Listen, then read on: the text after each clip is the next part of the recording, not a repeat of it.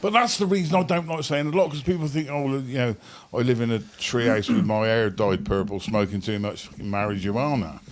You know what I mean? And I'm not like that. You know, with my truck and all that, you know. Although it puts like less. You can't say anything about dropping lads. You drive that fucking thing around. You're not wangling on here. I hate to shoot you down. Oxford's going to be a seaside resort. I don't like putting down to what people have just said.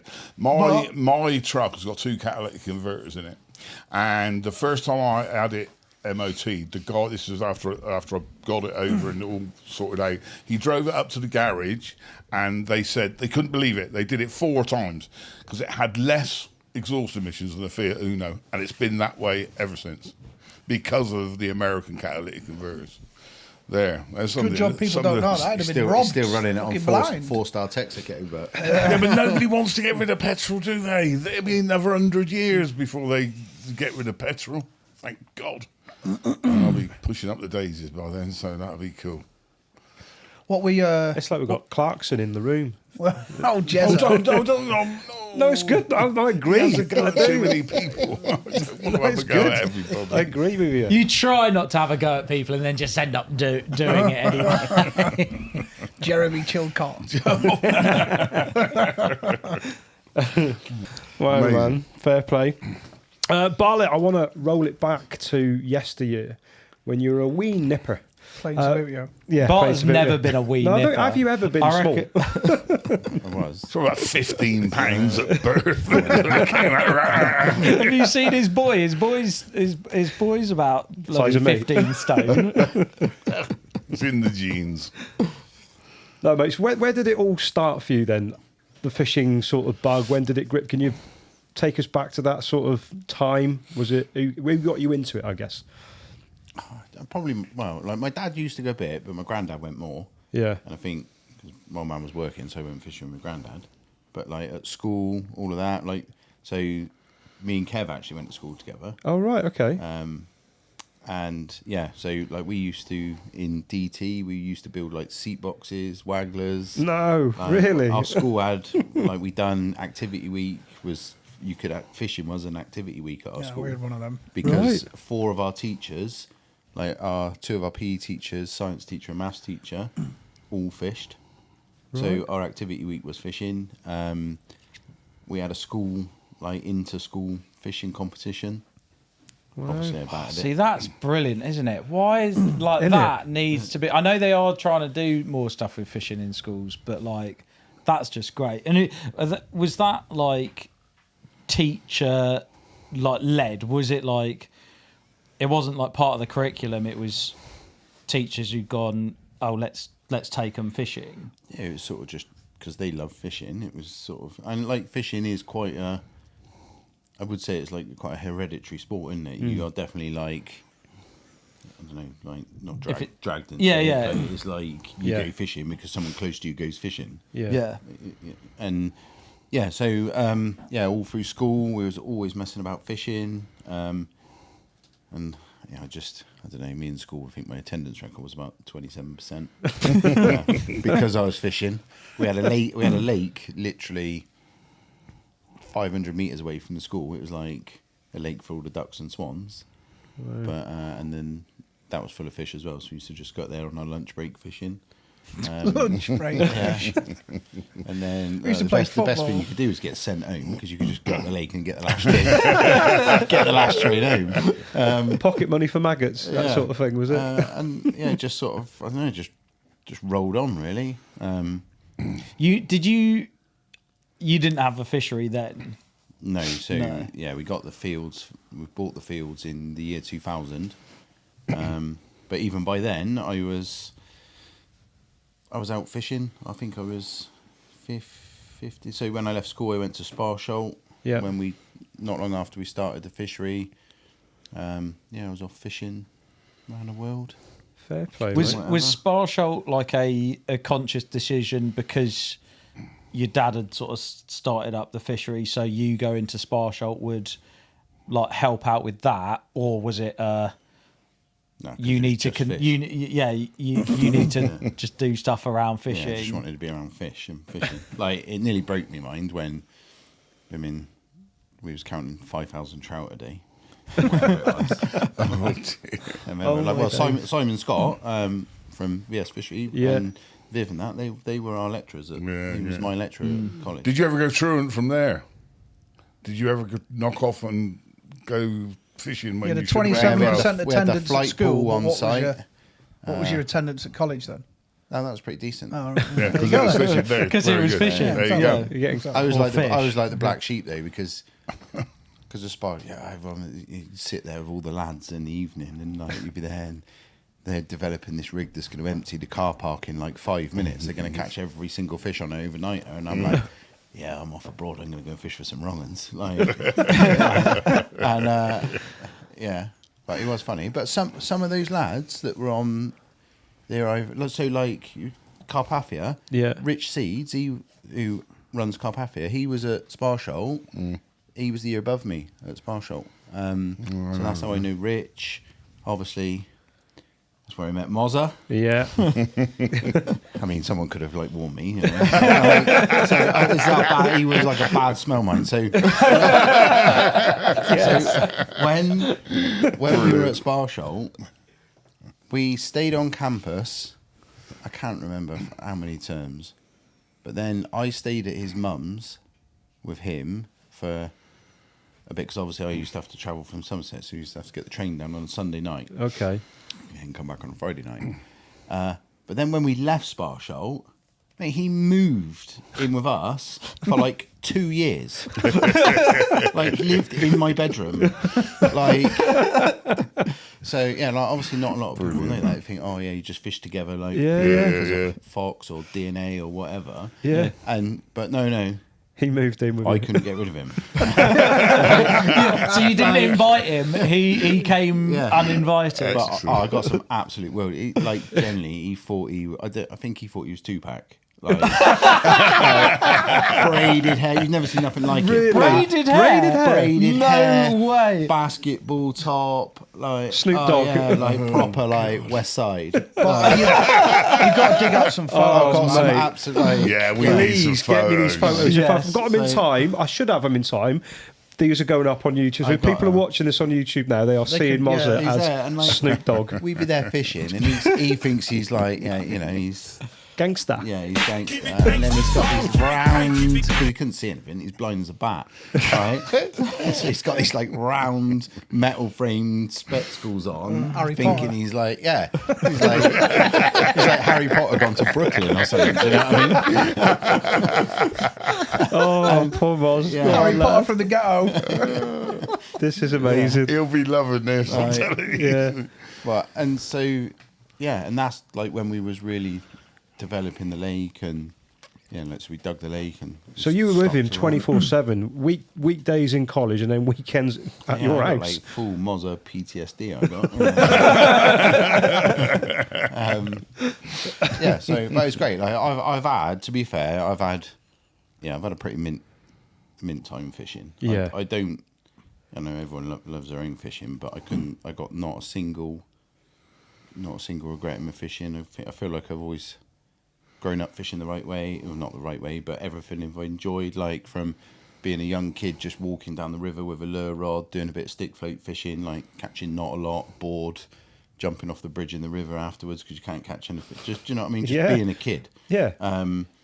That sort of thing. But that quickly turned into being quite competitive. So at like 14, and like still to this day, I'm the youngest person ever to fish the World Carp Classic. The Carp Society ran a thing where they fished on the little lake next to the... I was like, no, I'm fishing the big lake.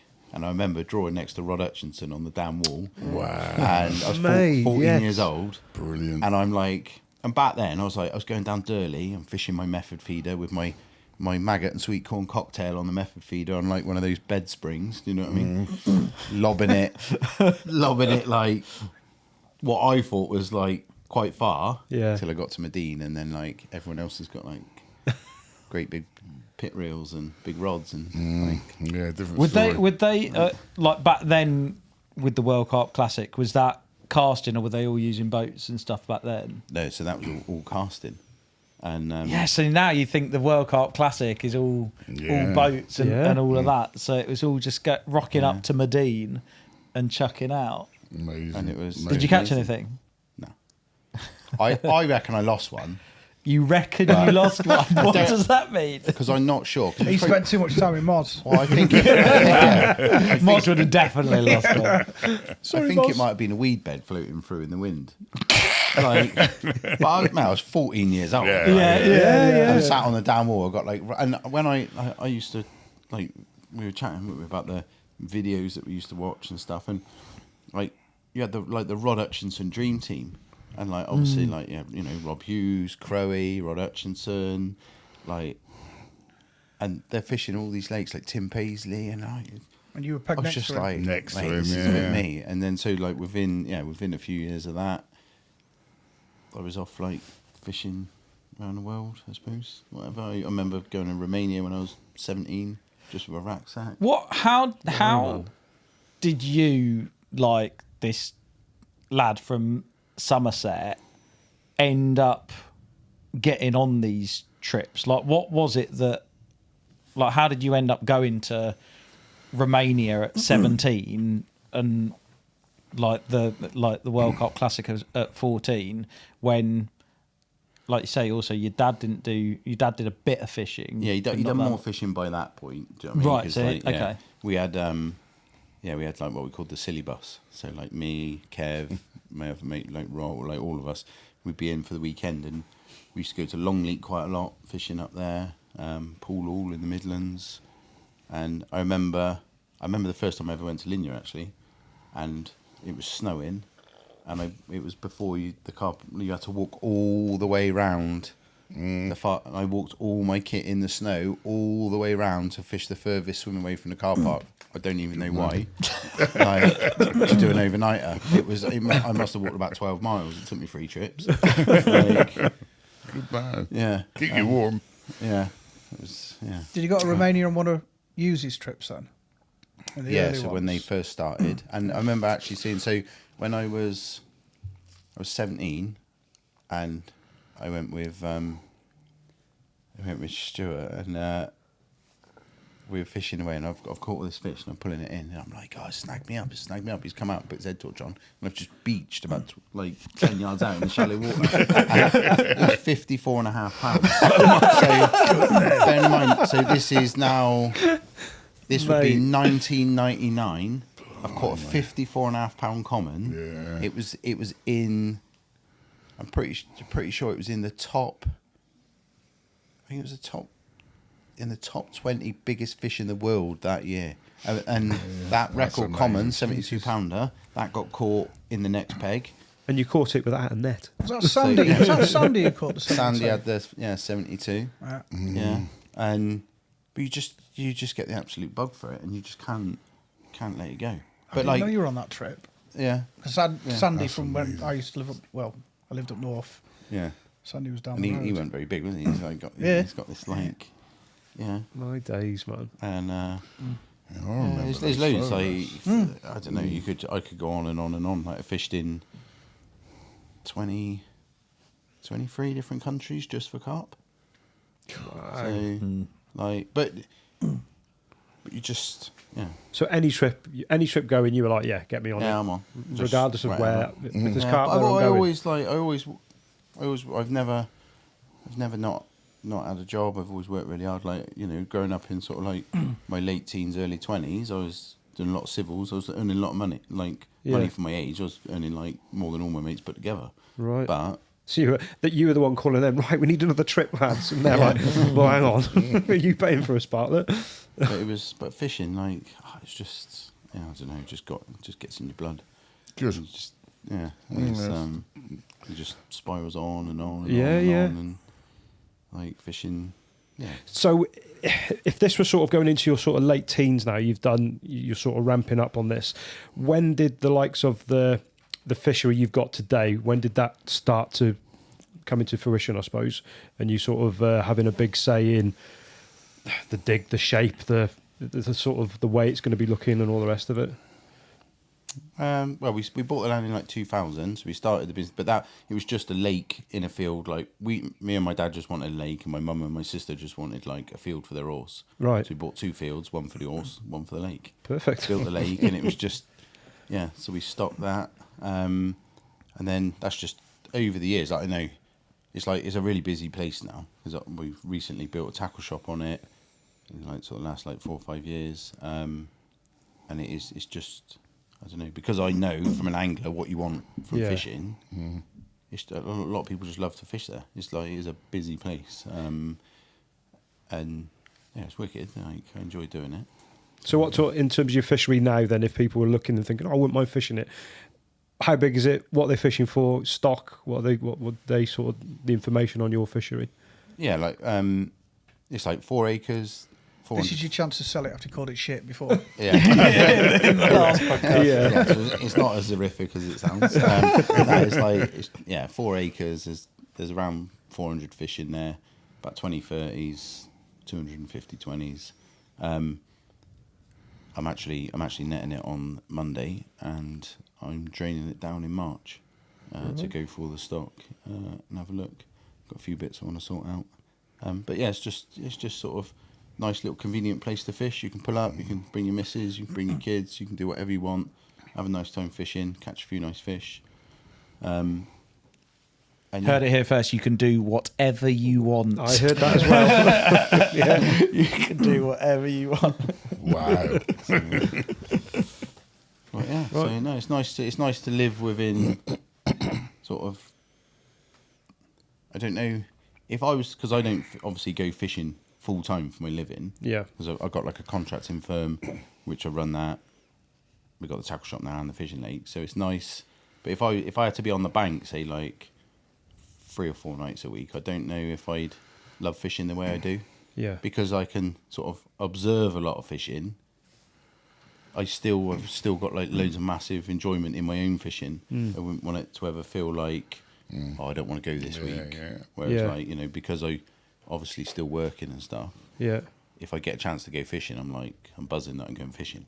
And whether I'm going, like earlier I said, now whether it be now going to watch Rupert fish, or because like for me, like the best thing I've seen recently is like when my boys fishing, and like my girl Penny, she fishes as well. But like there was just a moment where Rupert he played this little fishing on the pole, and he was telling me how he needed a wee, and he's just like, I'm just going to get one more. And he's like, just got another maggot and just shit back out. And that's like, do you know what I mean? Yeah. That's just like, He's got to get another one. Yeah. And he's like that. And he's like, I'm going to wet myself. But like, I could get another tench here. Yeah. Like, like the tench ain't going anywhere, but he'd rather wet himself. And like, to just see that, he's just like, I don't know, it's just little things. It's like, same traits that you just look at it and you just think, yeah, like remember, like peeing yourself when you were peeing myself. Moz. Yeah, he didn't even know he's peed himself. How long did you live at your place? Carpet stank. Yeah. When you were younger, were you always competitive with the fishing, or did you always do competitions? Or like, when did that sort of come in? It just. Like with the competition, like if I couldn't go fishing, I'd go at the park and put 2 lemonade bottles either corner of the park and just cast from one bottle to the other one to see if I could hit it, and that would be my day out. That would be like, yeah, this is mint. What did you do yesterday? Yeah, I went out the field and just walked from one corner to the other. That's amazing. But like just trying to hit that lemonade bottle, Yeah. like 100 meters or whatever, With a waggler. Yeah. And that was, I was just happy doing that. Yeah. That was just what I wanted to do. And then but I fished when I was like 14. I was fishing the British Championships. I actually won the junior championships by the time I was 14 at Catch 22. Amazing. Clubbed it mind. And then just So sort of rolling through those years then, how did you feel that first call up when you go in sort of like the England phase of things and fishing with H and the team and that? Do you remember that first call up? Do you remember that? And what sort of year was that then? yeah, well, there's a few years that I didn't actually do it, for Right. political reasons. Like there was a few years that we didn't do it, and then so I done it for a bit, then I dropped out for a bit, and then when we Was the first time that you got in after the trials? yeah, Was that your so, first? Yeah. And to be fair, like that was when like it all. That was, like when there was a volume of countries fishing then, wasn't there?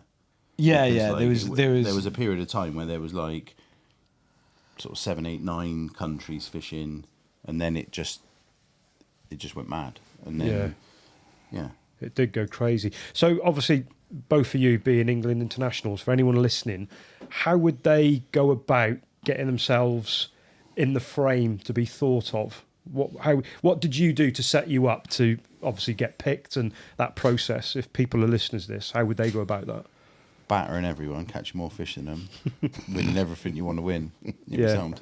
That is much, it. yeah. That is literally it. You've got to fish a load of competitions, and win them. Which is harder now because there's less competitions on the UK scene. It's really difficult. Like it's difficult to get in now for people. Like we're quite.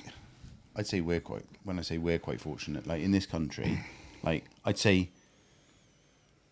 like because we're picked by selection of the management, whereas like most countries are actually selected through you got to win the Premier League, like so it'll be like Right. do you know what I mean? They got like they got a national league, and it'll be that like so it's the rankings and an actual league and There are Multiple 4, 5, or 6 competitions, competitions, and then it's the top 3 pairs over those competitions each. So a lot of those countries have a different team every year. Some of them, like the top teams, are that good that they get in every time, but others of them have a different team every year, which I think is a disadvantage to them because if you keep going to these competitions, you get to learn them more and you get more experience. Do you think the UK scene is missing out because of that, where other countries are progressing? Would you say? I think the angling ability. The biggest thing is funding, isn't it? Funding, because the countries who are well funded can go and practice a lot. But I think the UK venues, that's the biggest problem. Yeah, the venues in this country are like a galaxy away from what you're fishing abroad. And even now, the World Championships has actually got to a point now that it's almost a victim to its own success, that it's become so popular, the venues are so limited because the number of anglers fishing. So even now, even though they got the right type of venues, but like, to just find a lake that you can go and stick like 120 pairs of anglers on, My days. that can catch With access. all got road access, all can fish for an ample amount of fish. Try and find a fair venue. Like you look how, like carp being a nomadic species, you put them in any lake where one wants to be. 9 times out of 10, bar a few stragglers, the other 90% of them want to be there as well. Yeah. And then you go like the lake this year in Macedonia. It's like something like 10 miles long, 1.5 miles wide, and up to 70 meters deep. Where'd you start? Like, so like you imagine You can't go and practice at B1 for that. Can you? It's going to go and plumb up for a bit. like, You have no just- ground to practice for it. Yeah. But like it's not to say that those venues aren't out there, because there are some great venues. What time of year is that? First week of September. So you literally could be miles away from a fish. yeah, like just and but it's fantastic to get. But there's things in place now through the Angling Trust, through like there's different age groups, age categories. So there is I think now that's the best way. a pathway. Yeah, there's a pathway. So the best way, especially, I think, I don't think we'll be talking to many like sort of 40, 50-year-olds who are thinking, oh, I really, really want to do it. But there might be some like younger guys in their like late teens, early 20s that are thinking about it. And there's now a junior sort of section in the, they have a junior world championships. There's a selection process run by the Angling Trust, and if you're doing that, the senior team's management has their eyes on you, and yeah, like there are, you know, you got the British young carpers that happens at Linear. Like, you need to fish those. I think there's more opportunities now for people to get into the team than perhaps there was before. But there needs with that junior sort of section, there's like a succession plan, and some of those guys are really good, and that is what they want to do. They want to. That's the most important thing. You can't just like fishing and then sort of happen upon being selected for a world championships. That has to be what you want to do, and you have to make it like quite obvious in all of the fishing that you're doing that you got to be that's quite what you want to do. selfish. Yeah. Like, you can't, you know, like, you have to, and it, like, any international angler, whether it be carp fishing, course fishing, you've got to be. I remember, like, back in sort of like 2016, 17, I was just relentlessly fishing. Like, fishing most matches. Don't get me wrong, like, we had it great because we were bang on it. So we were winning a lot. But, you know, you're away, and like, you think, yeah, you got to be dedicated. You look at any international angler, like, they'll go away, they'll have like 3 or 4 weeks away fishing, like practicing on these venues, and they won't go on, you know, they might not go on a family holiday with their family, but that's how much it means to them that they want to win. They want to. It's a dedication then, basically. Isn't it? Yeah, you're applying yourself. It is. Right. Yeah. Right. Fair play. So when you just going back to all these massive trips that you used to go on and visit in all these countries, is there one that sort of stands out the most for you? Your fondest memory of these sort of adventures you used to go on? Yeah, I'd probably say Romania, fishing like Lake Reduta. For me, that was just seeing those big carp at such an early age. I was just like, yeah, this is a bit of me. This is what I want to do. And yeah, it was just special just, times. Like, I remember, just loads of little things. I remember fishing with pictures actually. And we were fishing.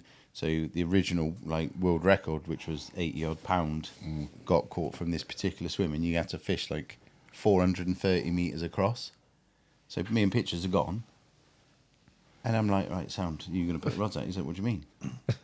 I said, you put the rods out? He's like, I can't row a boat. I was like, so like we are now rowing our rods across like 6 at a time. Like, trying to take, like, we're towing like 2 rigs out. We got 4 rods on the boat. Oh my days! Yeah, and I remember we fished there, and we caught a few small fish, and he got fed up, and he's walked up the bank round onto this little point and just lobbed this like 8-ounce gripper lead with a double boilie up bait or whatever we were using as far as he could. He's probably got about 40 yards. Just car crashed in, and he's put it on the rest. And it ripped off with the biggest fish of the trip. Putting all this effort in, catching these like dusty little ones, and we're getting battered by bream as well. And he's walked up like 20 yards up the bank, lobbed it out in a huff, and it was the biggest fish of the week. But just, I don't know. I've had some. I couldn't say I've had a lot of good fishing, caught a lot of big fish. Yeah. But each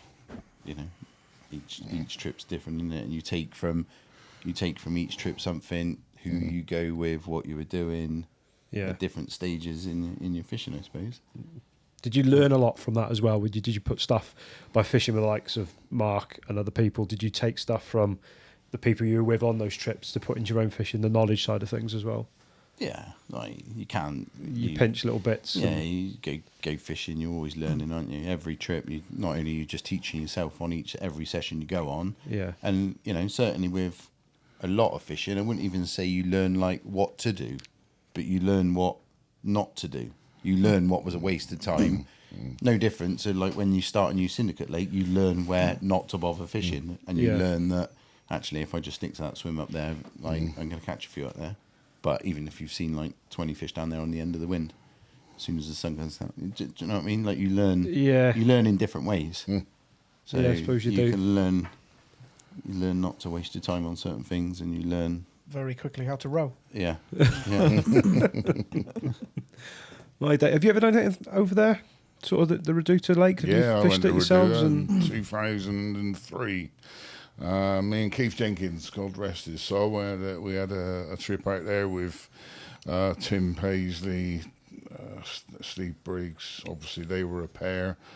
I can't remember who the other guys were, and it was an amazing trip, all round. But I think that, I mean, apart from the fact I spent a week with my best mate out there having a bit of a giggle, we had to just cast obscene distances. So that, the carp would be like your 54 pounder trying to eat our boilers if we didn't fish as far as we were, because you just couldn't get any depth. And we eventually found depth, and we started catching fish. And we were on day 2. The old leaderboard came round on a bit of paper, and me and Keith were in first place. right. And I mean, I am not a match angler. I'm not, and I don't ever make that a secret. It's.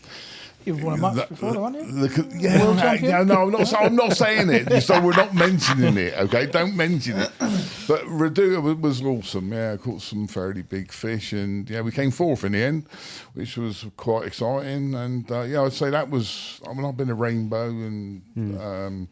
What was that other place we went to? I can't remember what it's called now. But I've done some good fishing out there, and thoroughly enjoyed it. But I mean, I was going to ask Bart about it.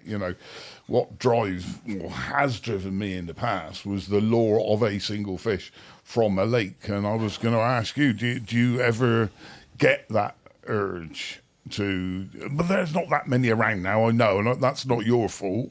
It's nobody's fault. But an individual fish and working out ways of catching it. I'd say I've always because I've probably you would say fish a lot of lakes where you'd had singular big fish, so to speak, where like Raysbury, Carp Park, Horton, that sort of thing. Whereas when I got into say my big lake fishing, which would be like Horseshoe, like Linear, but that was before Brasenose, and that it was just Manor, St John's, because I used to watch you and Keith, and catching cuttail out of Manor and stuff like, and you're like, I'll have a slice of that. But the bit inside of me wasn't so much just because I've always struggled to believe that you could say unless you can see areas of the lake where these particular fish like to spend their time. If you're just on the banks of a gravel pit, how do you can't, unless you catch it off the top 3 foot out.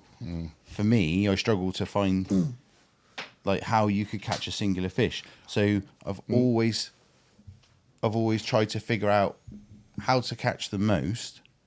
And then if you catch the most, surely, if you just keep ploughing through the numbers of fish, it's got to come your way sooner or later. That's it's not a problem, is it? It's a good thing for the industry and for the people involved. But you say you wouldn't know how to do it. When I left the army, I swore to myself on that day that I would catch the dustbin from the car park lake. And I sat on the other side of Weedy Bay, and I watched him for days. No, I wasn't there fishing. This was me walking round and all that. And when I got there to fish that night, I put a bait down in the corner. I walked it down, put the line all the way through the weed. I hooked it on a little twig that was just under the water line. So there was no line running through the water down where the bait was, and that ripped off at 6:30 in the morning. And there was the dustbin in the bottom on there. And I think it is possible. And I think, to me, that is a lot of that's gone from carp fishing. The mystery. There's so many carp about, but I think there is special ways of catching lots of them, and you and a few others, and Darry is one of them, have got the knack of doing it. But I think that's a pure sort of mentality thing. I think with Bart and certainly myself, if you go to a lake, say you've gone to Horseshoe, most you go into Horseshoe because it's got lots of nice fishing, and you got a good chance of catching lots of nice ones. What was the big one in Horseshoe? Paw print? Was it paw print? No, patch.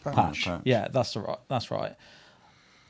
You don't go if you were going to go and target patch. Yeah, if you were going to be a real target angler, you would not worry about seeing 20 fish show out there. Yeah. You'd try and find it in the margins or something like that, like walk around, lap until you found it. But to me, and I think certainly to you, that those 20 fish that have just showed is a bit too much of a draw. You get too much. I asked Bart about that, but I don't want you to think because I'm an old git that I don't understand it. I've went to West Hampton. Nobody knew really about West Hampton, but there was a fish in there, an ugly-looking beast called Scar, and I wanted to catch him. But there was only one way I was going to do that, and that was to catch as many fish as I possibly could, which I did, and I had an absolutely wonderful time down there. Again, only 5 months one year and a couple of months the next, and I had a good time. But yeah, I still maintain, I think that's what's missing a little bit. You know, that challenge of one fish in 5 that live in a 40-acre lake or something. But I think that's just the nature of how many fish are in lakes these days. What would you say? Because, like, let's be honest, Bart, you've caught a lot of very big carp in amongst multiple singles and doubles. What's been in the UK your best big carp? Your favourite capture? It's a tough one, that, man. I've caught. I'll tell you. I'll tell you. It's not one I caught. It's one that I didn't catch, and that was the big plated out of St John's. Yeah. Like, so I caught loads of big fish, but I never caught the big plated. And we figured it out. Like 4 years in a row, it got caught within the same week period in March. And we knew what swim, like, and this, you know, targeting this, like, say, a singular big fish. Yeah. So this is the closest that I never got to catch. But I understand what you're saying. Right? Yeah. So, like, we figured it out that this is the week he's coming out. This is where he's coming out. And I never forget, right? We were there fishing, and, like, Kev caught it, and then there was two other years where it was caught. And then on this other year, the fish, I was in the swim, and I'm like, it's happening. This is on. Which swim is that on St John's? Well, we call it the chicken hut, which is the dugout. The on the road dugout, bank. yeah. And the wind was blowing down, and I could see the fish. They were coming off the side of the point, and they were boshing down the lake. And the wind has spun ever so slightly, and it's boshing. And I'm thinking they're going to be here in a minute, and I'm going to... I'd had a couple, but I was like, I'm not on the mother load yet, but they're coming. Right? And the wind has spun, and it has just blown the fish about... We're all sort of fishing in the centre. Like, like the information's out there, you know. Facebook's about the big plated gets caught on the 4th and the 7th of March and the 4th the next year. So it's like everyone's like, guns loaded, we're on. Right? And I'm like, well, I mean, it's my year. And and the wind spun and just blew the fish across to the social bank a little bit. And Josh Bennett had one bite and it was a plated. And I went round and done the photos for him, and I was like, yeah, it's like See, lovely you get to see it. That's a story that I've never heard, and that's a fantastic story. I love it. You need to write. But if there was ever one fish I was going to catch or wanted to catch, The plated was it? that big plate. That's You such did a get good you. story. I remember I did the I filmed and took the photos of you with the box from St John's. That's a nice That's fish. got to be up there, isn't it? Yeah, the box is like because I would That was the second best fish in the lake. I would say like I've caught bigger fish in the UK, but I'd say that's probably my personal best in the UK. Yeah. You know, the I box. like common, that Welsh yeah. one you caught. So yeah, but like Just amazing. the box, it all like everyone's like you only get out of fishing what you want to get out of fishing, and to me like no different. So like the big common out at St John's, I caught that when I was like 17. I didn't know it was going to be the big common because obviously it wasn't that big. It was only but the box common I'd watched over the years of fishing, and like the plated had sort of been and gone. And then the box common was the next one then. And when I finally caught that, again, that was the sort of the same thing. I kept fishing then the right time of year, and like on that video about Carpathia is all about if you want to catch these trophy fish, you want to catch them like the right time of year when they're looking mint, when they're massive. Like if you've never caught, say, I don't know, a 30 or a 40, if you'd happily take any fish that comes along, but if you've really got your sights set on something, to me, if I caught the fish that I really like, oh, that's the one I want to catch, and then it was like 39.12. You explained it so well. It's such a good the story and the way that you've gone about it. That's wonderful information for people to think about. Brilliant. I remember when you caught that box. I think I'd filmed in less than 48 hours. I'd filmed 3 40-pounders. This was back when I was like doing all of the sort of filming and editing for Fox, and Pictures had been in Cambridge, and he caught a 43-pound mirror, and then you've called me up and you've got the box, so I've gone down to Oxford, done that, and then I'm sure I can't remember who the other person was, but I remember from there going somewhere else and doing like I think a 42-pound come on or something. It was just like that little period. I was driving up and down the country just filming all these big fish, like literally going from one venue to the next. For other people. For other people. I didn't have a chance. But I remember that was definitely a phone call that I very much enjoyed taking, because I knew I remember you fished there for so long, and finally to get one of the proper gems, because catching those ones out of those lakes, bearing in mind there's 30 people on it every day of the year, it isn't easy to catch those big fish. I think people can knock day tickets quite a lot and sort of dismiss those big, but some of those linear like originals, those big ones, Spike, the plated, box common, some of the best fish. Cuttail. Yeah, because you had Spike when I was fishing for I was fishing Manor, and because you had a real big weight, didn't you? 46, 44, 6. Yeah. That was as well, just an the birthmark? unbelievably. Better to be lucky than good. Yeah. That's all I'm going to say. But again, they're big fish, and I think if I wanted to go back and fish day ticket waters, I would only ever do it in the winter. When I caught Spike, I'd see the fish show 3 swims out, so I reeled a rod in, the pop-up, but it sank like a brick, whacked it out in the swim. I didn't even put the rod down, it was away. A 24-pounder, I put a load of boilies out, and had him in the morning. I never went back. Ever. So when you caught Spike, we had obviously turned up to do some filming. We filmed Spike, then we were a few swims further up, and I am convinced, and you'll always go, Don't tell him that. I am convinced that Scott lost either Kempy's or the birthmark. He's had this. Were you in peg 2? Yeah, you were in peg 2 on the road bank. I was in peg 3. Yeah. And you've had this bite, and I'm there filming it. It's bloody cold. You're in your boxers or whatever in your t-shirt.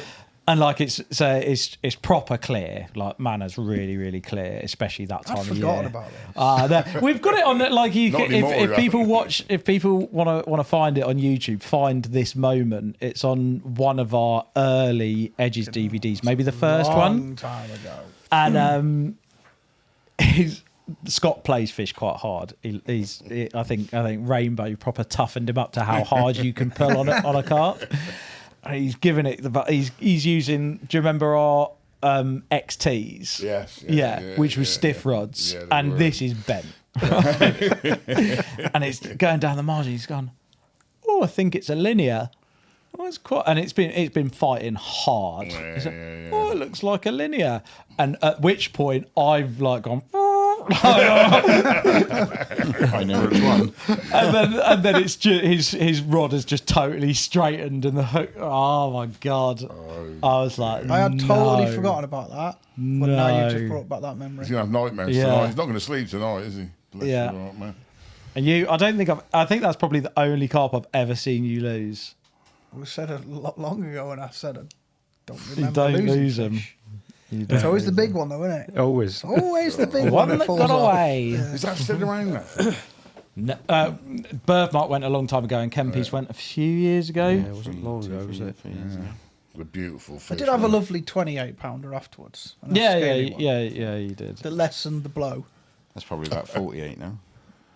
It was Yeah, a there lovely are some fish big as well, fish in there, actually. aren't there? They've done well. They've motored through. I've always said it's a massive privilege being in this trade that we're in, and we're very fortunate to get this to be in it and do what we do. When I look back now, you being in sort of spar shot, the likes of you and Kev and Mozza, and now all coming through into the trade and being quite big names in the trade as well with big companies. Do you find that? What was your journey into it? How did the Fox thing come about? When did that sort of start to come in? When did you first hear, or the phone call? How did that sort of play out? Oh, yeah, it was years Came ago. after Venture, didn't it? Yeah, so Venture was sold, I think, if I remember rightly. So hold on, let's start there. Start with Venture, because that was. How did you get in with that?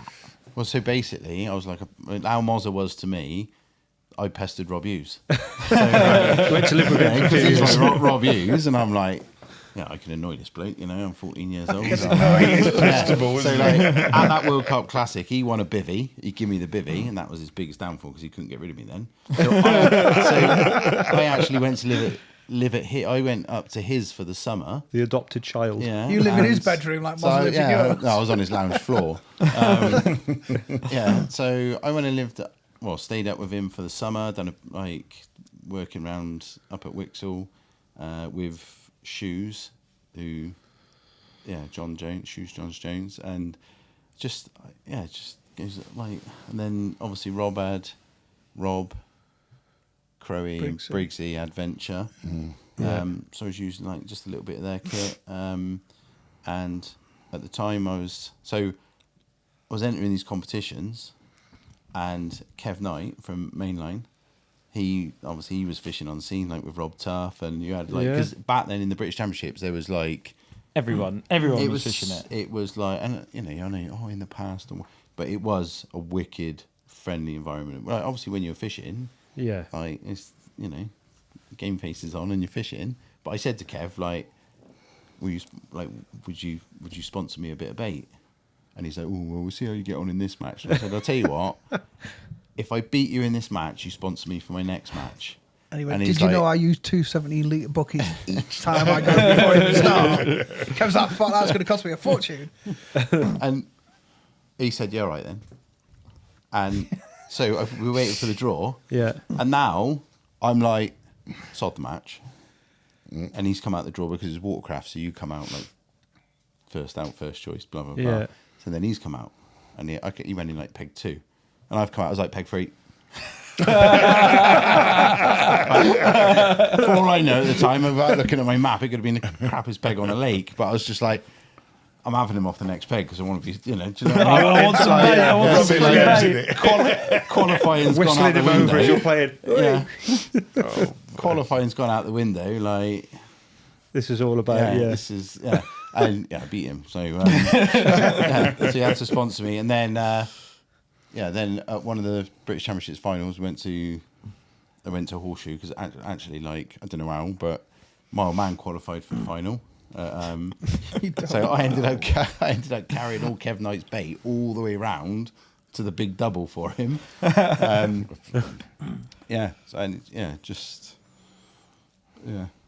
Just madness, really. So it was so you started off with a venture and a mainline sort of sponsorship as your first sort of into the trade and being a sponsored angler as such. Yeah, just I don't know. It's just sort of like the process of through your fishing. You just meet no different to anybody in the trade. Like you just meet and there's always like a saying, isn't there? As one door closes, another one opens, sort of thing. And if you carry yourself well, like there's always people that you get to know. Like everyone in the industry. Like look how many people that work for other companies that you're friends with. And if you're just a decent person, like you'll always be all right in whatever you do, whether it be fishing, work. Like you just carry yourself well, do a good job, and try your best at everything. And I think you went to Avid once Venture went, and then I imagine that was. Shoes was Did heading Shoes up get Avid. you in at Yeah. Avid? Yeah. So Shoes got you in at Avid, and then I remember obviously I sort of knew you through association with Kev because I knew Kev through Alexi, and I remember you were in Total Carp quite a lot. And I remember Lewis saying to me, I think we should get Bart, and I was like, yeah, totally agree. And at that point, you know, you were going everywhere and fishing loads of different tactics as well. Like you go somewhere and use a spodocopter and do a feature on that, and things that are like different like that really Stand out. Yeah. So yeah, we were, and I knew you, and I was like, obviously loved all the competitions and stuff. I was like, yeah, do it. And I think you'd already battered me and Rob Sutton in a match. I was like, okay, he's obviously all right. I think because Lewis came down so me and Kev, because was Lewis, he come down to Lynch Hill for some reason. Probably to shoot a feature. Yeah, and as he's walked around the corner, but he was supposed to be shooting a feature with Kev. And then as he's walked around the corner, I've just had fun. He's like, oh, that's my front cover sorted. That's when he was at AP. Yeah. Yeah. And, so then, yeah. Yeah, so it wasn't long after I started at Fox that we got you on board. And So what was that? How did that play out? What was that phone call? Do you remember having that phone call from H, or was it It would have been Lou, Lewis. or Yeah, it was just like, come down and... It's Gert Lush. Yeah. Come down. come and have a But chat? it's nice because, like, if you put the effort into what you love doing, and then Get recognised for it. yeah, but I've never fished to get recognised. Like generally, if I wasn't sponsored or, you know, with tackle or bait or whatever, Yeah.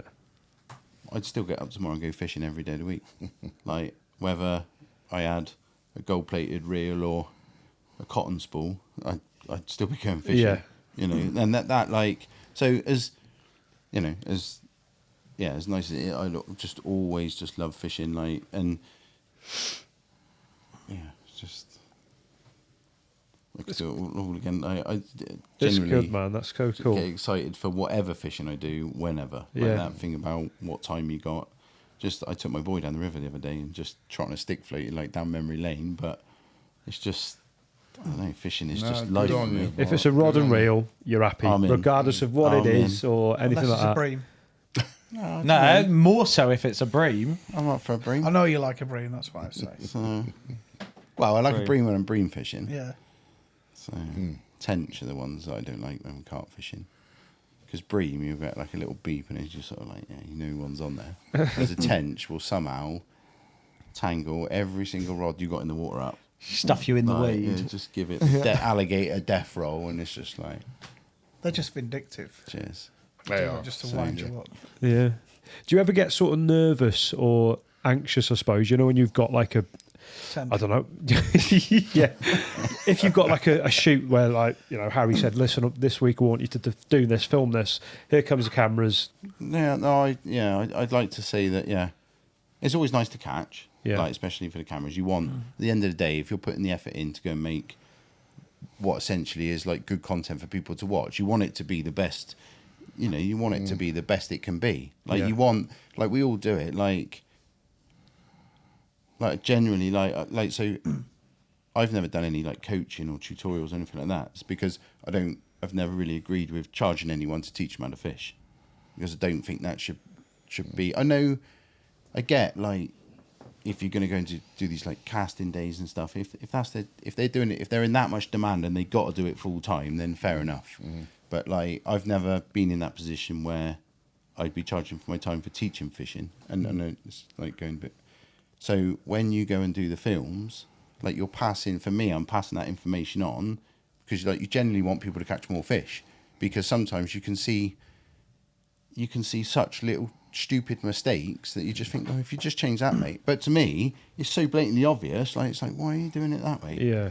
But they're like, well, why wouldn't you do it that way? But you don't ever think of it like that because you've never done it that way.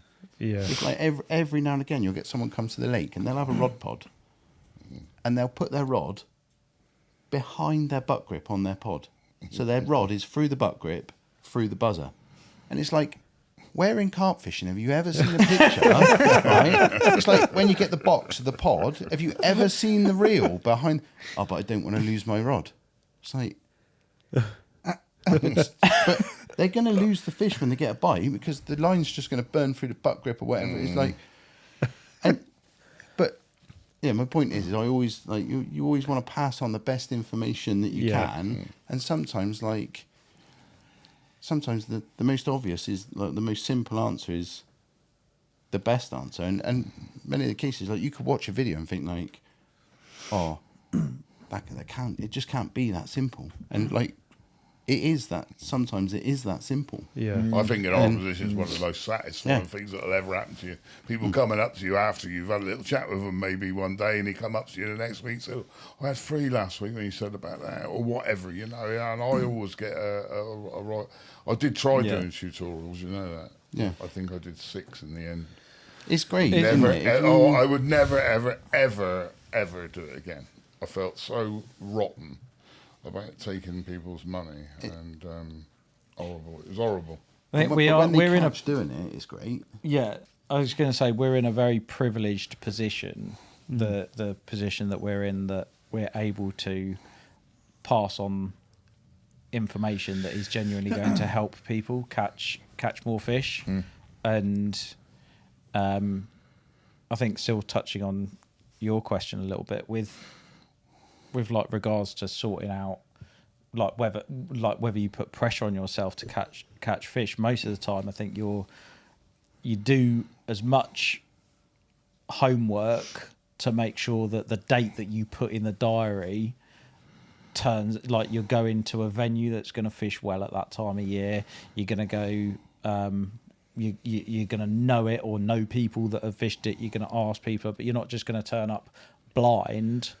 So you're going to put everything in your favour to be able to get across whatever it is that you need to get across to the viewer. But yeah, ultimately, a lot of people, you get comments on our YouTube and stuff saying, you know, this is only here to help people to sell fishing tackle.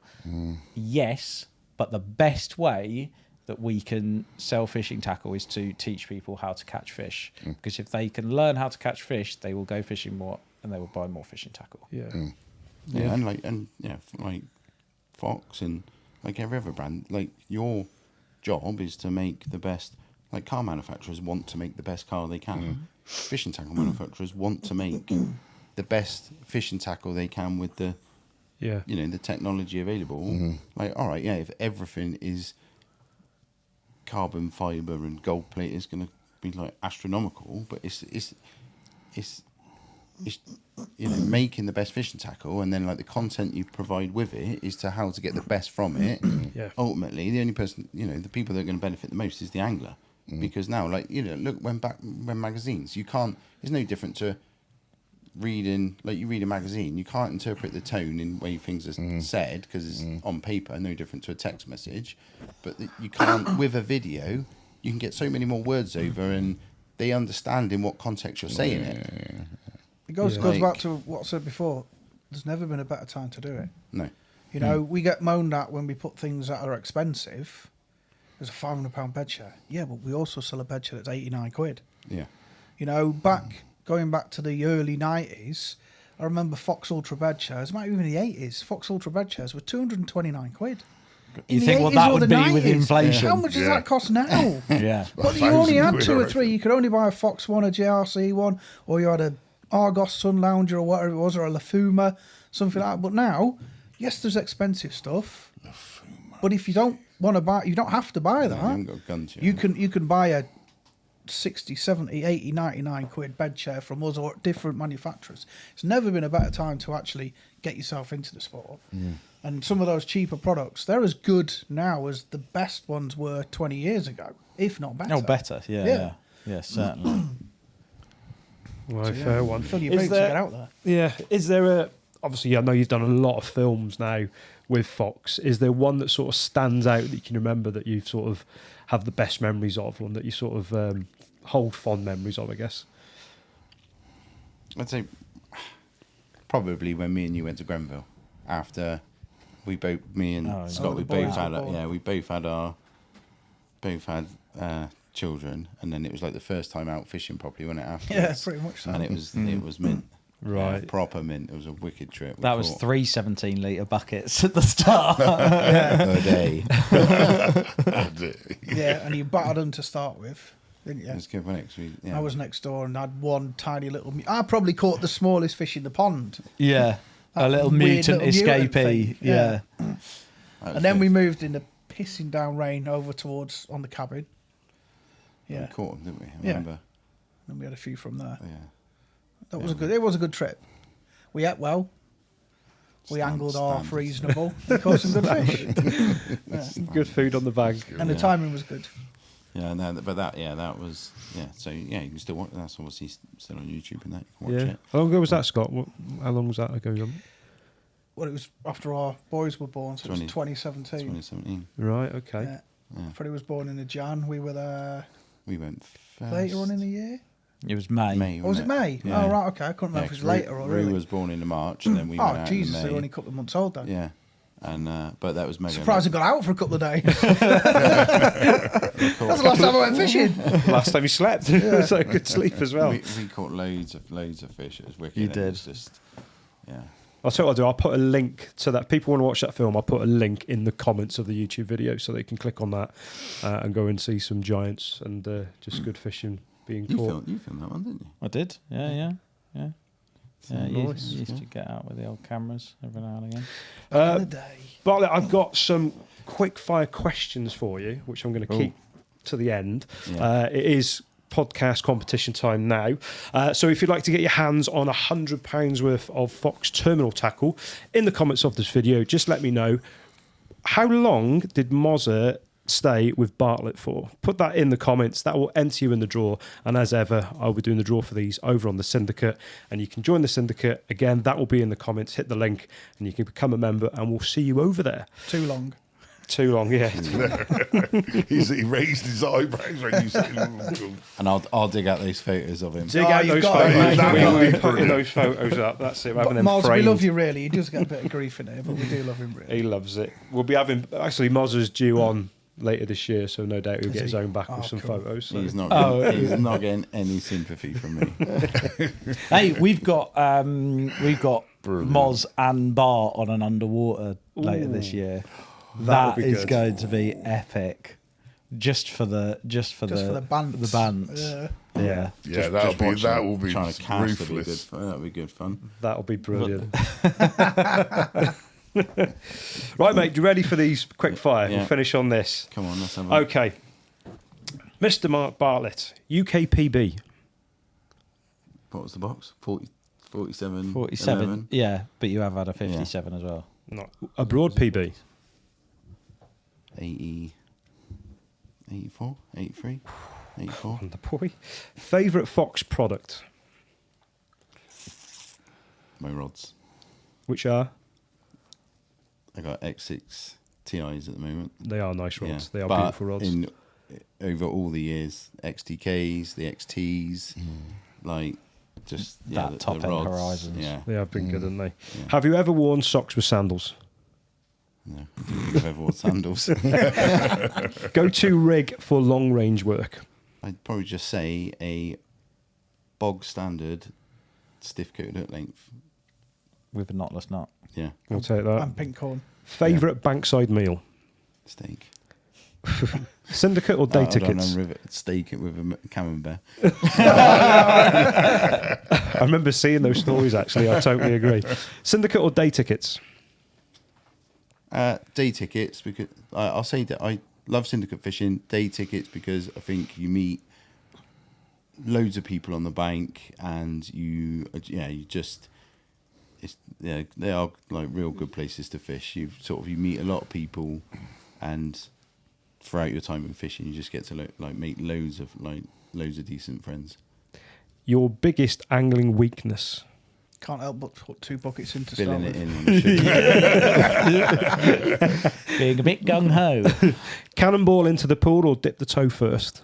Cannonball every time. Yeah, obviously. Your pet hate on the bank? People cannonballing straight in. My pet hate, just watching people not be aware of their own fishing. Yeah. Keep your eyes open, be alert what's going on. What advice would you give your 15-year-old self?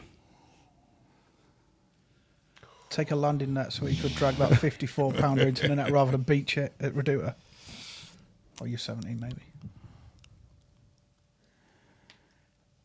I don't know. If I was 15. I haven't really got any regrets. So I'm not saying mate. I've had. There we go. Skip a few extra days of school. Go. It's just like what I said in that video. Yeah, if in doubt, go carp fishing. It's mint.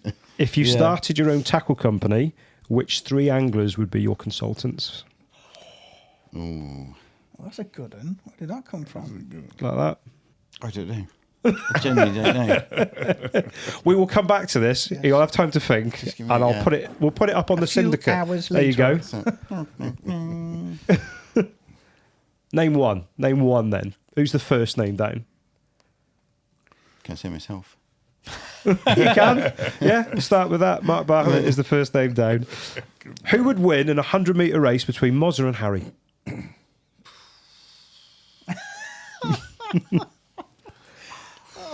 I'll say Mozza. I think that's fair. But if you did like 1,500, I'd win that for longevity. Yeah. No, I reckon he probably used to have to run away from the old bill a bit. So I reckon. He'd smoke. Oh, he's gonna love this. Last one, mate. What does the rest of 26 look like for you? What do you want to accomplish this year? Catch a few units, just some nice fishing with some good people. And I think that's got some good fishing lined up. So just a decent bit of fishing surrounded by nice people. Sounds good to me. I'll raise a glass to that. Mark, thank you very much for joining us, mate. It's been a great time having a chat and being in the studio with you, mate. So, boys, thanks very much for joining us. Cheers, Bart. Cheers, Bart. Cheers, Bart. And we'll see you on the next one. Cheers, guys. Ciao.